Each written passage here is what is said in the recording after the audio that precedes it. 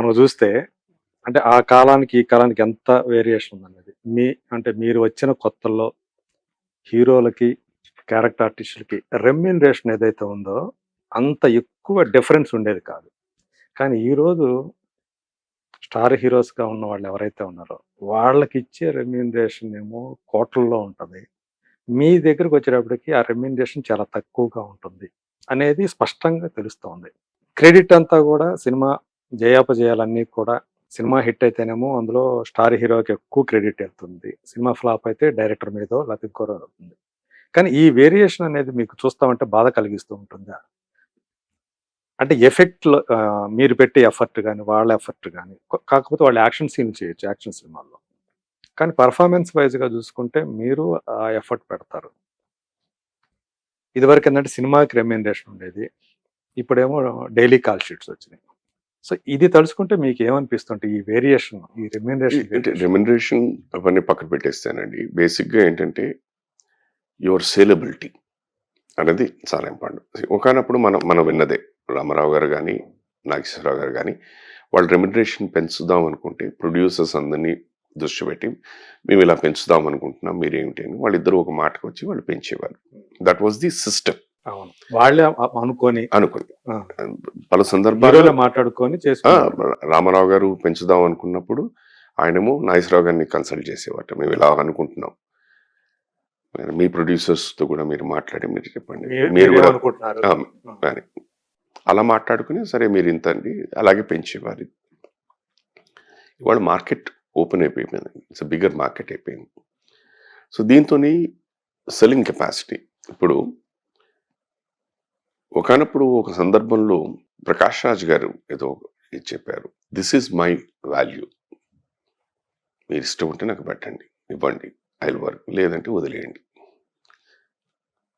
అది కాదండి మీరెవరు ఇంత అనుకోవడానికి? నేను అనుకోవాలి. నా వర్త్ ఇది. ఇస్తే ఇవ్వండి లేకపోతే మానేయండి. సో అలాగుండి డిమాండ్ ఉంది కాబట్టి ఆయనకి అలా చెప్పగలిగాడు. చెప్పారు ఇది. 90% ఇవాళ మీరిప్పుడు ఇందాలన్న దీంట్లోనండి, మేము ఇంతే అండి ఈ క్యారెక్టర్ ఉన్నాం అంటారు. అని వచ్చేస్తుంది మా దగ్గరకు వచ్చేసరికి. ఇష్టం ఉన్న వాళ్ళు చేస్తారు. కష్టం ఉన్న వాళ్ళు వద్దులేండి అంటారు. దీనికి నేను ఎక్కువగా భావించేది ఏంటంటేనండి, బ్లాక్ అండ్ వైట్ ఎరా నుంచి తీసుకుందాం. ఒకసారి ఒక నిర్మాత గాని, కథా రచయిత గాని, దర్శకుడు గాని పలానా పాత్రకి పలానా వాళ్ళు అని అనుకుంటే వాళ్ళే. ఇంకా నో ఆల్టర్నేటివ్. మా తరానికి వచ్చేసరికి నేను ఎంటర్ అయిన పీరియడ్కి వచ్చేసరికి ఈ క్యారెక్టర్కి A, B or C options ఉంటాయి. వచ్చేసాయి. A, B or C. ఇవాళ వచ్చేసరికి అండి A to Z 1 to 1000 1 to million అయిపోయింది. వీళ్ళు కాదు వాళ్ళు కాదు. మీకు ఫోన్ వస్తుంది. నమస్కారం అండి నేను సో అండ్ సో నమస్తే నమస్తే ఇలాగా మాకు ఒక ఇంపార్టెంట్ సీన్ ఉందండి ఎల్లుండి మీకు షూటింగ్ ఆర్ యూ అవైలబుల్ అని అడుగుతాను. లేదు నాన్న నేను పలానా టీవీ షూట్లో కనుక్కొని చెప్తాను కట్ అయిపోయింది అంతే. మళ్ళీ రాదు. ఇంకా రాదు. ఈలోగా మనం ఏంటంటే వీళ్ళు వస్తారని మీతో మీ వర్క్లో ఉన్నా అనుకోండి ఇలా అడిగారు ఒకరోజు వర్క్ ఇవన్నీ మనం ప్రిపేర్ ఇది అయిపోయింది. మళ్ళీ మనం ఫోన్ చేసి సార్ ఏంటి మీరు చేస్తానని లేదండి విల్ సీన్ టక్ టక్ టక్ వెళ్ళిపోతుంది. సో మీరు ఒక లిరిసిస్ట్గా, ఒక గేయ రచయితగా మీరు ఎప్పుడైతే స్టార్టింగ్లో ఏదైతే కాదంటే అవునని లేనా ఆ సినిమాతో మీరు ఎంట్రీ ఇచ్చారు. అందరు వాడితోటి అందరు దృష్టిలో పడ్డారు. అప్పటికి ఇప్పుడు చూసుకుంటే తెలుగు సినిమాల్లో గేయ రచయిత యొక్క ఆర్థిక పరిస్థితి ఎలా ఉందంటారు? అతని యొక్క అంటే నిర్మాతలు అతని ఆర్థిక పరిస్థితిని మెరుగుపరిచారా? పరిచారండి. ఒక అప్పుడు ఆర్థిక పరిస్థితి స్కేల్‌లో 1 నుంచి 10 వరకు స్కేల్ యేసుకుంటే, అప్పుడు రచయిత ఆర్థిక పరిస్థితి తెలుగు పాటల రచయిత ఆర్థిక పరిస్థితి ఆ 10 స్కేల్‌లో ఒక 1.5, 2 అలా ఉండేది. అంతే. ఇప్పుడు ఒక 6-7 వరకు వచ్చింది. ఓకే. కారణం సినిమాల్లో బడ్జెట్లు పెరగడం. అదే కాక లిరిక్ రైటర్స్ సంఖ్య కూడా అంటే మెయిన్ స్ట్రీమ్‌లో ఉన్న లిరిక్ రైటర్స్ ఇదివరకుడితో పోలిస్తే ఇప్పుడు తక్కువ అవ్వడం జరిగింది. కొత్త వారు వస్తున్నారు. యాక్చువల్‌గా పెరగాలి గదా! ఎందుకంటే మన తెలుగు సినిమాల సంఖ్య ప్రతి సంవత్సరం 300-400 సినిమాలు తయారవుతున్నాయి ఈడ. విడుదలవుతున్నాయి నేను పక్కన పెడితే. హ్మ్. అలాంటప్పుడు ఇప్పుడు మీరుండారు. మీరు ఎన్ని రాయగలుగుతారు? మిమ్మల్ని ఎంతమంది అప్రోచ్ అవ్వగలుగుతారు? ఈ 400 సినిమాలు తీసే నిర్మాతల్లో? మొత్తానికి ఆహ్, డబ్ మీరే డబ్బింగ్ ఒకసారి అయితే చెప్పారు. డబ్బింగ్ అయితేనేం, రీమేక్ అయితేనేం, స్ట్రెయిట్ అయితేనేం ఇప్పుడున్నది 250 దాటే వస్తున్నాయి. రిలీజ్ అవుతున్నాయని. రిలీజ్ అవుతున్నాయి. ఇంకా తయారయ్యేవి ఎన్నో ఉంటాయి. ఎన్నో ఉంటాయి కదా! సో, అది దానివల్లే ఇప్పుడు వేరే వృత్తి వాళ్ళు కూడా పాటలు రాయడం అనేది చేస్తున్నారు. హ్మ్. తను నిర్వహించే శాఖే కాకుండా రాయొచ్చు అని చేస్తున్నారు. అది ఈ సామర్థ్యం ఉంటే రాయొచ్చు. లేకపోతే ఏంటంటే అది మళ్ళీ 1, 2 సినిమాలకు పరిమితం అయిపోవాల్సొస్తది. ఎందుకు రాట్లేదు అనడానికి కారణం ఏంటంటే అండి, హ్మ్. రాను రాను ఒక చిన్న పిల్లవాడి ఆశయాల్లో మార్పులొస్తాయి. ఎందుకంటే ఆహ్, మీకు ప్రత్యక్షంగా తెలుసు. నేనేం విమర్శించడానికి ఏమి అనట్లేదు. జరుగుతున్న వాస్తవం చెప్తున్నా. ఇప్పుడు గ్రూప్ ఫోటో తీస్తారు. హ్మ్. మీరు ప్రెస్ మీట్‌లకెళ్తారు. మీ ఫోటో జర్నలిస్టులు వచ్చి గ్రూప్ ఫోటో అని ఒక గ్రూప్ నుంచోమంటారు. యెస్. తర్వాత మీరందరూ కొంచెం పక్కకుండండి అని చెప్పి కేవలం హీరో, హీరోయిన్, ఆ ఈవెంట్‌కొచ్చిన గెస్ట్ హీరో, ఆ ఈవెంట్‌కొచ్చిన గెస్ట్ స్టార్ డైరెక్టర్ అంటే స్టార్ డైరెక్టర్. ఆళ్ళని మాత్రం ఉంచి మిగతా వాళ్ళని పక్కకుండండి. మాకు ఫోటోలు తీసుకోవాలంటారు. హ్మ్. అది జరుగుతుంది వాస్తవమే కదా! అవును. సో, అక్కడేంటి మీ చూపు మీ వెబ్‌సైటో, మీ పత్రికో, మీ ఛానెల్‌లోనో అటెన్షన్ కావాలంటే ఆ పెద్ద స్టార్‌లు ఒక ఫ్రేమ్‌లో ఉండాలి. అంటే సేలబిలిటీ అని మనం అనుకుంటే. అలా అయ్యేటప్పటికి ఏంటి ప్రొజెక్షన్ ఎక్కువ. ఒక సినిమాలో ప్రొజెక్షన్ ఎక్కువ స్టార్‌కే ఉంటుందనేది ఇక్కడ ప్రేక్షకుల్లో ముద్ర పడుతుంది. అవును. ఆ ప్రేక్షకుల్లో చిన్న పిల్లవాడు కూడా ఉంటాడు. వాడికి ఆశయం ఏమవుద్ది? ఓహో! నేను గొప్ప పేరు తెచ్చుకోవాలి, గొప్పవాడిని అవ్వాలంటే హీరో అవ్వాలన్నమాట. రెండోది స్టార్ డైరెక్టర్ అవ్వాలన్నమాట. ఇలా ఉంటుంది. ఆర్ట్ టైప్‌లో. అంటే మరి అంతే కదా! అవన్నీ చూసుకొని మధ్యాహ్నం నుంచి ఎప్పుడో షూటింగ్ ఉంటుంది. కుదరదన్నారు. ఇప్పుడు అటు కాకుండా ఇటు కాకుండా డేట్ వీళ్ళదే. వాళ్ళేమో పాపం ఒక్కరోజు ఏమైనా అని చెప్పేసి వీళ్ళు మనల్ని అడగడం ఏంటి? వద్దులేండి, అటు కాకుండా ఇటు కాకుండా పాడైపోతుంది, మీకే కష్టం అనిపించింది. వద్దులేండి మీరు చేసేసుకోండి, అది నేను ఉన్నా లేకపోయినా బాహుబలి. అప్పుడు ఏ క్యారెక్టర్ ఏమో నాకే తెలియదండి. ఎక్కన ఏ క్యారెక్టర్ ఇంకోటి అని అడగను. ఇప్పుడు మీరు అన్నారు అదేంటి చిన్న క్యారెక్టర్, ఇంకా చిన్న క్యారెక్టర్ అయినా చేస్తా, పట్టుడు వేషం అయినా చేస్తాను రాజమౌళి సినిమాలు. అంటే చేస్తా ఖచ్చితంగా. నువ్వు ఇప్పుడు స్టూడెంట్ నెంబర్ 1 లాంటి సినిమా ఇచ్చి ఏది నేను టీవీ సీరియల్స్ లో బాగా బిజీగా ఉండగా నన్ను అక్కడి నుంచి తీసుకొచ్చి సినిమాల్లోకి, అందరికీ సినిమాల్లోకి రావాలంటుందిగా అల్టిమేట్ గా. అప్పుడు నేను సినిమాలు చేసున్నా, ఎప్పుడు 91 నుంచి చేస్తూనే ఉన్నా. కానీ నా వయసుకు తగ్గట్టుగా ఏవో అప్పుడప్పుడు అడపాదడప వచ్చిన పాత్రలు చేస్తూ వచ్చారు. ఈవీవి సత్యనారాయణ గారు నాకు చాలా మంచి వేషం ఇచ్చారు కన్యాదానంలో, పెద్ద హిట్. కానీ వయసు అటు ఇటు కాదుగా, అలాంటి క్యారెక్టర్లు ఏదైనా వస్తే చేయాలి. అప్పుడు నాకేదో చేదు అనుభవం ఎదురై ఎందుకు సినిమా ఆఫీసు చుట్టూ తిరిగి అవమానపడ్డాం అని చెప్పేసి నేను టోటల్ గా టీవీ మీదకి వెళ్ళిపోయాను. కాన్సన్ట్రేషన్ ఫుల్ బిజీగా ఉన్నా. తిరగడం తప్పుగా సార్. తిరుగుతున్నప్పుడు అక్కడి నుంచి వచ్చే సమాధానం కానీ, అక్కడి నుంచి వచ్చే ట్రీట్మెంట్ కానివ్వండి, అది ఎక్కడో తగులుతుంది కదా, వద్దులే నాకు అని చెప్పేసి. మీ ఫ్యామిలీకి ఉన్న రెప్యుటేషన్ ఒక ఇది ఉంటుంది కదా, దాంతో నేను కంప్లీట్ టీవీ మీదే కాన్సన్ట్రేట్ చేయడం మొదలెట్టాను. అప్పటికి డైలీ సీరియల్స్ ప్రారంభమైంది నాతోటే. ఫస్ట్ డైలీ సీరియల్ రుతురాగాలతో ప్రారంభమైంది. So complete busy, every day shooting. రుతురాగాల బ్యాచ్ అనేది వాళ్ళ ముద్ర అనేది ఇప్పటికీ నడుస్తూనే ఉంది కదా.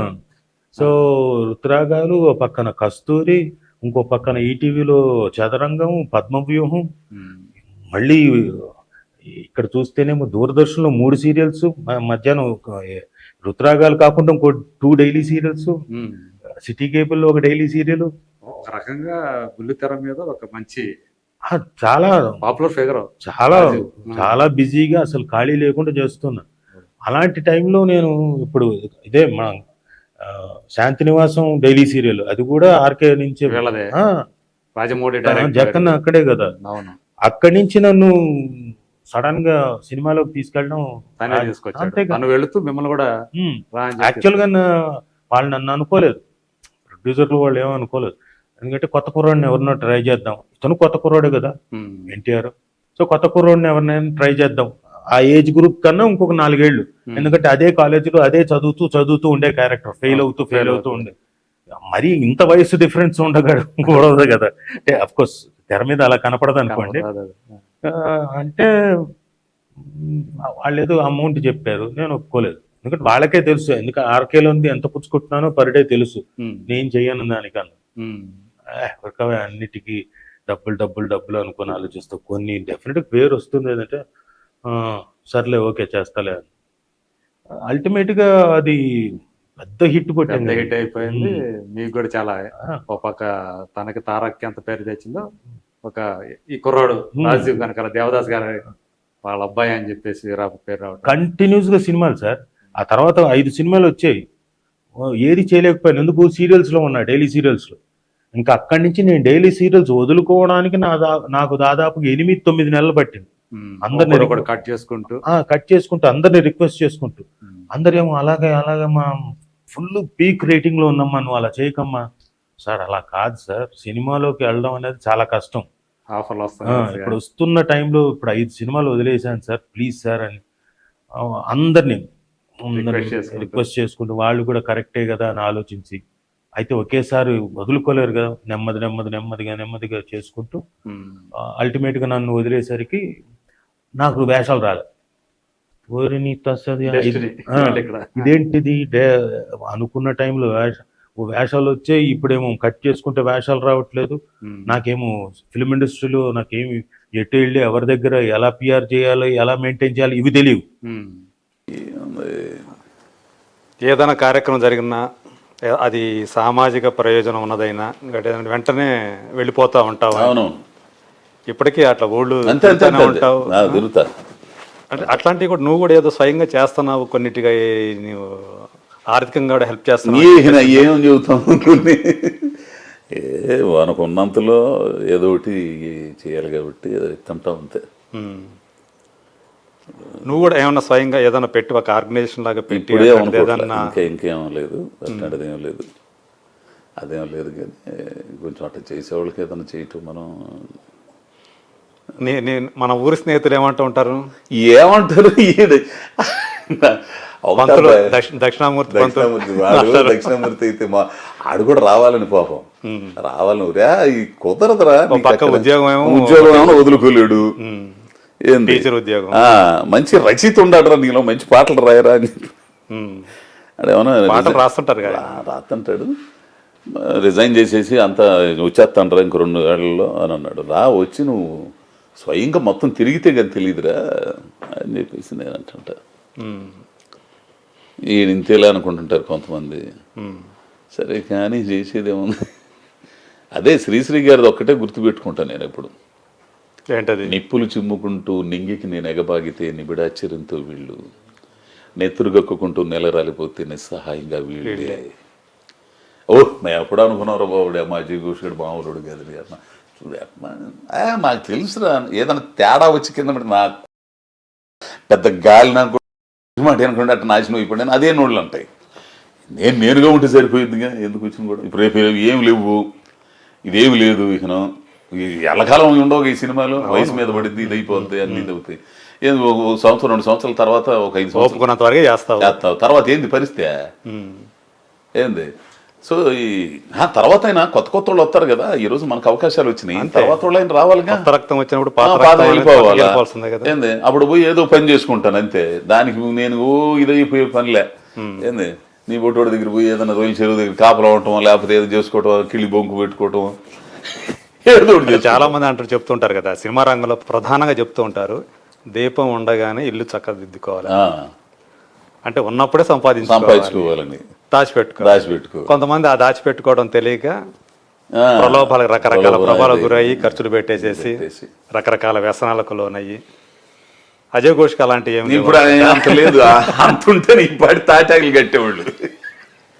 అయ్యో రావా, కాకపోతే సరదాగా ఎవరితో కాసేపు అట్ట కూర్చోవటం తప్పితే ఏం లేదు. బస్ స్టాండ్ అయినా కూర్చుంటావు, టీ బంక్ దగ్గర కూర్చుంటావు, రైల్వే స్టేషన్ లో నాకు ప్లాట్ఫామ్ రైల్వే స్టేషన్ ప్లాట్ఫామ్ అంటే భలే ఇష్టం అబ్బాయి. ఏటపాలెం రైల్వే స్టేషన్ మారిపోయింది పూర్తిగా, తెలిసిన మొత్తం నాశనం చేసేసారు. కొత్త కొత్త స్టేషన్ పోతే అమ్మ ఇదేంటరా బాబా, ఇక్కడ గాను చెట్టు ఉండదు. మన గాను చెట్టు కింద కూర్చొని హ్యాపీగా పడుకొని. నేను ఎంత ఇదంటే నాకు ఒక టైంలో అనిపించింది దుప్పటి తీసుకుని వెళ్ళిపోయాడు తెలిసిన రైల్వే స్టేషన్లో పడుకోవడానికి రాత్రిపూట.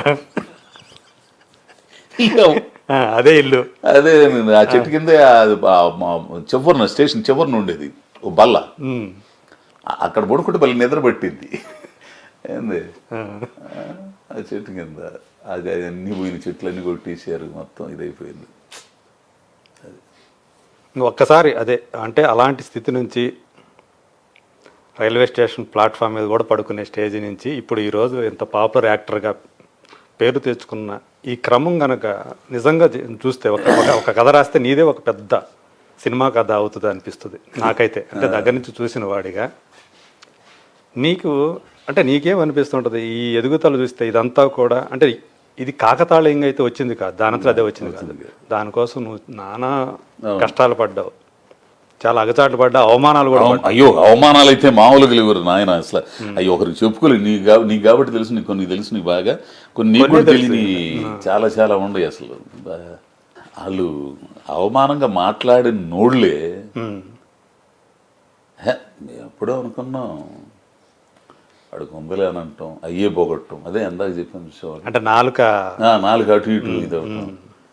నేను అసలు ఈ పట్టించుకుని అసలు నేనేందో నాకు తెలుసు కాబట్టి,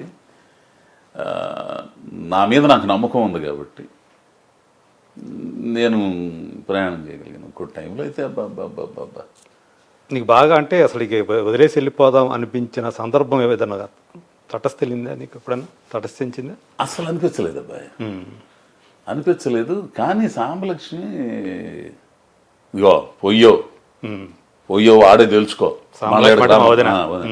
ఆడే తెలుసుకో నువ్వు దీని గురించి ఇదిగా మాకు. కృష్ణాకి రావడానికి కూడా కృష్ణ ఛార్జ్ అప్పుడు అంతా 98 అంత ఉండేది కృష్ణా ఎక్స్ప్రెస్కి. ఒక 100 రూపాయలు అప్పు తీసుకొచ్చి ఇచ్చేది. అన్నం పొట్లం కట్టేది, అన్నం పొట్లం కట్టుకుని తెనాల్లో తినేవాడిని. ఆ కాగితం పారై బుద్ధి కాదు నాకు అసలు. దీన్ని అమ్మ అది పిచ్చో చెప్పలో నాకు అర్థం కాదు. కానీ ఇప్పుడు దాకా నాకు అన్నం మోసుకొచ్చింది కాగితాన్ని తిని పడేసి మొత్తం ఇచ్చిరేస్తుంటే అది గాలిలోంచి అట్ట పోయి టప కొట్టుకుంటూ వెళ్తుంటే నీ అమ్మ ఇప్పుడు దాకా అన్నం మోసుకొచ్చింది ఇది నేను తిన్నాను, దీన్ని ఎట్టి ఇసిరేసాను అయింది అనుకుని ఆ అన్నాన్ని పిచ్చిగా పోతే దాన్ని మడత పెట్టి బ్యాగులో పెట్టుకునేవాడిని. పెట్టుకుని ఎప్పుడు ఎండిపోయిన తర్వాత పారేసేవాడిని అసలు. అంటే దాని మీద కూడా నీకు ఉండేది అసలు. అట్లా పడి చేసిన రోజుల నుంచి ఇప్పుడు ఆ పడ్డ అవమానాలు, ఆ పడ్డ కష్టాలు ఈరోజు అవి ఫలితాన్ని ఇస్తాయి అనుకుంటున్నాను. అవన్నీ కూడా అంటే మన మీద మనకు నమ్మకం ఉండాలి, మన మీద మనకు సంకల్ప బలం ఉండాలి, మన మీద మనకు నమ్మకం ఉండాలి, నేర్చుకోవాలని తపన ఉండాలి. మన అంతరాత్మ ఎవరినో ఒక నమ్మించాల్సిన మన అంతరాత్మ సాక్షిగా ఉంటే చాలు. మన అంతరాత్మ సాక్షిగా కరెక్ట్గా మనం వెళ్ళే మార్గం ఎంచుకోవాలి. ఎన్నో ఇబ్బందులు ఎదురవుతాయి, ఖచ్చితంగా ఉంటాయి. అట్లన్నిటికీ సిద్ధపడితేనే రావాలా. ఏ రంగమైనా సరే ఎన్నో రకాల మనుషులు ఉంటారు, రకరకాల. అబ్బో ఒక్కో మనుషులు అయితే ప్రయాణం చేసేటప్పుడు మొదలు పెట్టినప్పుడు మామూలుగానే ఉంటారు. ప్రయాణంలో అసలు మానసికంగా కొట్టిపడి దిగుతారు తెలిసిన అసలు. అవి ఇప్పటికీ అనుభవించాను, నేను కొన్ని సందర్భాలు అనుభవించాను. సరే అవన్నీ అనుభవించి ఇక్కడ పేరు వచ్చే క్రమంలో, అవకాశాలు వచ్చే క్రమంలో కూడా అయితే ఒకటి నేనేమనుకుంటానంటే, నేను ఈ స్థాయికి, ఈ కొద్ది చిన్న గుర్తింపు స్థాయికి రావడానికి నాకు ఎన్నో చేతులు సాయం చేసినాయి నీ దగ్గర నుంచి ఇప్పుడు దాకా. ఇక్కడ కూడా అట్లా ప్రయత్నం చేసే వాళ్ళకి కూడా నేను కూడా ఏదో ఒకటి అందించాలిగా. నేను ఒక మెట్టు ఎక్కానులే అని అనుకుంటే, ఎక్కాల్సిన మెట్లు చాలా ఉన్నాయి. ఒక మెట్టు ఎక్కాను కదా అని చెప్పేసి ఇప్పుడు అక్కడ జారిపోతాను కానీ పట్టుకుని లాగాలిగా, చేయాలిగా. అందించకపోతే దానికి అర్థం ఉండదు. అంటే వాళ్ళ అవసరాల్లో మనం కూడా ఉండాలి. అది నేనైతే అది పెట్టుకున్నా, ఎవడేమనుకున్నా కానీ ఓకే నా వంతు నేను చేస్తా. అది వాడు నా చేతకంతనంగా తీసుకున్నా కానీ వీడు ఒట్టి ఇదేలే మనం ఉపయోగపెట్టుకోవాలని అనుకున్నా కానీ నా ధర్మం నేను చేస్తా. ఆ తర్వాత అట్లా మనం అందించిన తర్వాత కూడా ఉన్నాడు అని అన్నా కానీ అనుకున్నా కానీ నా చెవులు పడ్డా కానీ నేను కొంచెం బాధపడతాను. ఆ తర్వాత వదిలేస్తాను. అంటే ఆల్రెడీ జరిగింది, చాలా జరుగుతున్నాయి. ఇప్పుడు ఈ మధ్య కూడా జరుగుతున్నాయి. అదే నీ స్వభావంలో అవన్నీ పట్టించుకునే ఇది లేదు కాబట్టి. అయితే బాధపడతాను కొంతకాలం బాధపడి, ఎందుకు మనం ఏం తప్పు చేయలేదు, తప్పు చేసి ఉంటే బాధలు ఉండదు, మనం అని అనుకుని ఇదవచ్చు, చేయలేదు మనం అని సరే. కానీ నెక్స్ట్ ఇట్లాంటి వాళ్ళు కూడా ఉంటారు అని అనుకుని వెళ్ళిపోతూ ఉంటాయి. రకరకాలు నేర్చుకుంటే వెళ్ళటమే జీవితం అంత చచ్చేదాకా, అంతే. సో నీ యాక్టింగ్ సంబంధించి నీ వాయిస్ ఒకటి ఎస్సెట్ అంటారు, అట్లాగే నీ కళ్ళు ఇంకొక ఎస్సెట్ అంటారు. వీటికి సంబంధించి ఎవరి దగ్గర నుంచి ఏమన్నా కామెంట్స్ వచ్చాయా? చాలా మంది చెబుతుంటారు అబ్బాయి, చాలా మంది చెబుతుంటారు దాన్ని. యాక్చువల్గా అప్పుడు రాజశేఖర్ కూడా నీ వాయిస్. ఇప్పుడు ఆపరేషన్ లేకుండానే మోకాళ్లకు ప్లాస్మా ట్రీట్మెంట్, మీ ఆర్థోపెడిక్ సమస్యలన్నిటికీ రోబోటిక్ టెక్నాలజీ ద్వారా తక్కువ ఖర్చుతో శాశ్వత పరిష్కారం, ఫ్రీ కన్సల్టేషన్, ప్రతి ట్రీట్మెంట్ పై 20% డిస్కౌంట్. ఈ ఆఫర్ కొద్ది రోజులు మాత్రమే, త్వరపడండి. V9 hospitals 9281465842.